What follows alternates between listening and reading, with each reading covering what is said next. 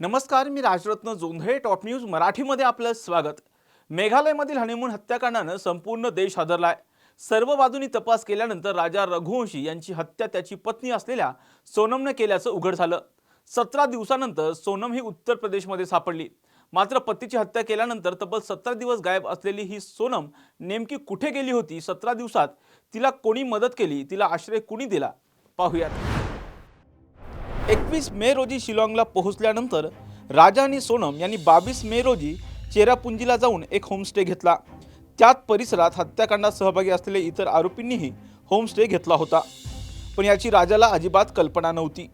23 मे रोजी शिलाँगच्या दऱ्यांमध्ये प्रियकर राज कुशवाह याच्यासोबत मिळून तिने पती राजा याची हत्या केली.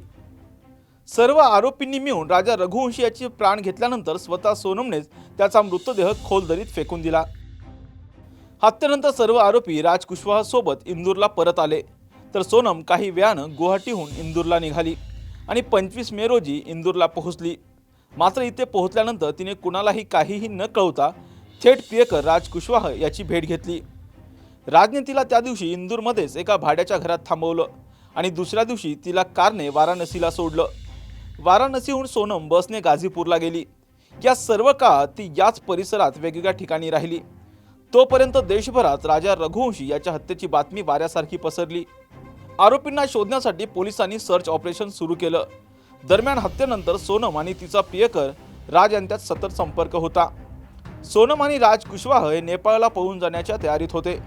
पण मेघालय आणि मध्य प्रदेश पोलिसांकडून सुरू असलेल्या सर्च ऑपरेशनच्या दरम्यान एका छापेमारीत राज कुशवाह पोलिसांच्या हाती लागला आणि त्याचवेळी सोनम गाझीपूर आणि गोरखपूर मार्गे नेपाळला पळून जाण्यासाठी निघाली होती.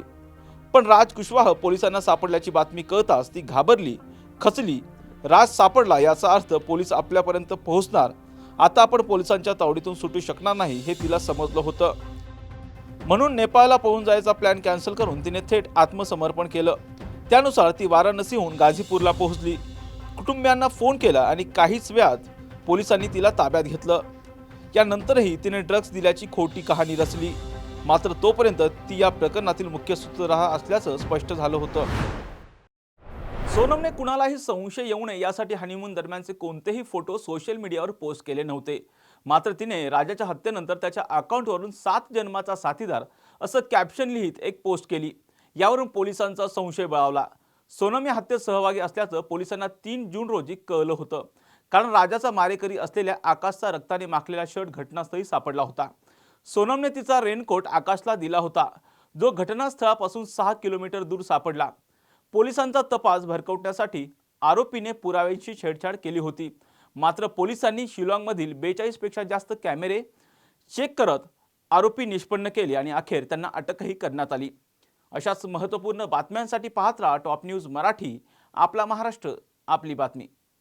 अनअकैडमी सेंटर से नीट का सिलेक्शन नहीं तो फीस वापस, मतलब नहीं समझे। 2024 में अनअकैडमी से नीट के 26,000 से ज्यादा सिलेक्शंस हुए, इसलिए हम जानते हैं कि आपकी और हमारी कड़ी मेहनत और डिसिप्लिन से नीट में सिलेक्शन होगा। तो अगर नीट 2026 में आपके 500 से कम नंबर आए तो आपकी 50% कोर्स फीस रिफंड हो जाएगी, ओनली विद अनअकैडमी नीट श्योर सक्सेस प्रोग्राम। बहुत ही लिमिटेड सीट्स हैं, तो अभी जाइए और एनरोल कीजिए।